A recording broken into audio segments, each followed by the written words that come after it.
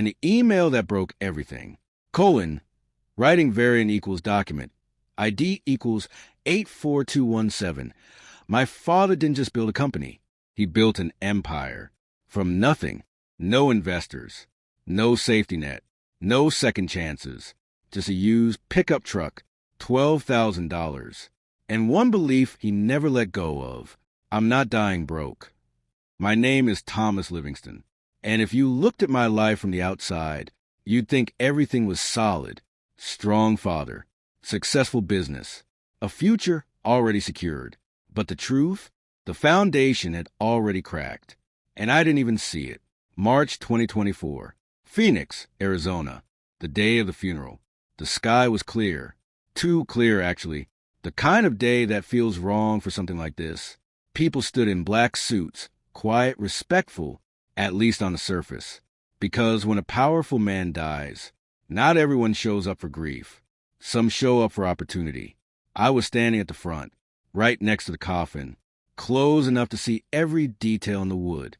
And all I could think was, he's gone. Then again, he's really gone. My father, the man who never slowed down, the man who fixed everything, the man I thought was untouchable, was just gone. I wasn't crying, and that scared me. But sometimes the pain is so heavy, your emotions just shut off.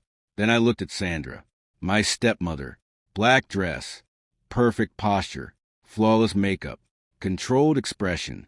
From a distance, she looked strong, composed, like someone holding it together.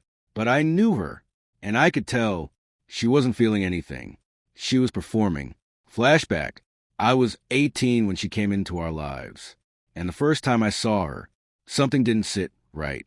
I couldn't explain it. Just a quiet thought in the back of my mind. Something's off. She wasn't rude. Not at all. She was polite. Too polite. Like someone who remembers your name, but never really sees you. Over the years, she slowly worked her way into the business.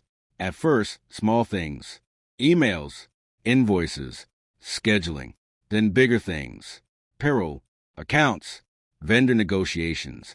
And one day, sitting in the office, it hit me. She's not helping. She's positioning. I went to my father. I told him directly, something's wrong. He didn't argue, didn't question it. He just sighed and said, Thomas, I'm not auditing my own marriage. And that was the end of it, at least for him. But for me, that was the moment something started to feel off. Fast forward, 2 days after the funeral. The house was silent, not peaceful, heavy, like the walls were holding something in. I was sitting there, not thinking, not moving, just existing. Then my phone buzzed. An email from a lawyer. Subject line, estate notice. Something about it felt wrong. Before I even opened it, I clicked, slowly. And what I read changed everything. Your father has left all assets to Sandra Livingston. I stopped breathing for a second. I read it again. Then again. Same words. Same meaning. Everything. The house. The accounts. The company. All of it. And then the line that hit the hardest. You have 5 days to vacate the property. 5 days. I didn't feel anger. Not right away. I felt something colder. Sharper. Like my brain flipped a switch. Don't react. Understand. I whispered to myself, this doesn't make sense. Because my father didn't make careless decisions. And this felt careless. Or it was something else entirely. That's when I made a decision. I'm not accepting this. I made one call. Kevin Mercer, my lawyer. He listened quietly, didn't interrupt. Then he said one thing. Come to my office. A pause. There's something you need to see. I didn't sleep that night. Not even for a minute. Every memory replayed in my head. Every conversation. Every warning sign I ignored. And one question kept coming back. What if he knew? What if this was planned? The next morning, everything changed. The setup, a game already in motion. Writing. Kevin looked at me and said something I'll never forget. Your father wasn't blind. He paused, then added, He was preparing. That's when everything shifted. Turns out, for the last 6 months of his life, my father had been watching everything. The missing money, the unusual transfers, the delayed payments, and most importantly, Sandra's growing control. But he didn't confront her, because men like him don't react emotionally. They observe, they calculate, and when the time is right, they act. Quietly, he restructured everything. The company moved into a trust. The assets separated. The cash flow redirected. What Sandra saw was just a surface, an illusion. Kevin leaned forward slightly. She thinks she's winning. Then he said, "Let her." That's when I understood. This wasn't a fight. This was a setup, and I wasn't supposed to stop it. I was supposed to play along. No resistance, no arguments, no emotion, just agreement. And honestly, that was the hardest part, because inside, I was burning. Sandra texted me, "Let's handle this like adults." I stared at the screen and thought, "You have no idea." Then I replied, "Of course."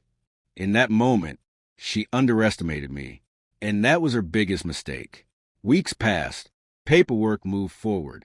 Everything smooth. Then the court date was set. The morning of a hearing, I stood in front of the mirror, looked at myself, and said, "Stay calm. Stay quiet. Let it happen." The courtroom felt cold, controlled. Sandra walked in confident, like she had already won. Her lawyer relaxed. From their perspective, this was easy. The judge reviewed everything. Clean, legal, final. Then he looked at me. "Any objections?" In that moment, I had a choice. I could fight, push back, make noise, or I could trust the plan. I said, "No objections." And just like that, she won, officially, on paper. But in reality, that's when she lost. Because the next moment changed everything. Clapperboard Part 3, 0. The moment it all collapsed, writing. The judge signed the documents. Sandra had everything. The house, the accounts, the company. She won. At least, that's what it looked like. Then her lawyer opened the asset file. Routine step. Nothing unusual. Page 1. Fine. Page 2. He stopped. Not dramatically, just a pause. But I saw it, that exact moment, when something didn't add up. He read it again, slower this time, then looked at Kevin. Kevin didn't react, didn't move. He already knew. Sandra noticed a shift. "What is it?" No answer. So she reached for the file, pulled it closer, and started reading, line by line. Then she saw it, the line that ended everything. Net asset value. 0. 0. She read it again, and again, like the words might change. Then she looked at me. "What did you do?" Her voice was tight, controlled, but breaking. I met her eyes. Calm, steady. "I didn't do anything." A pause. "My father did."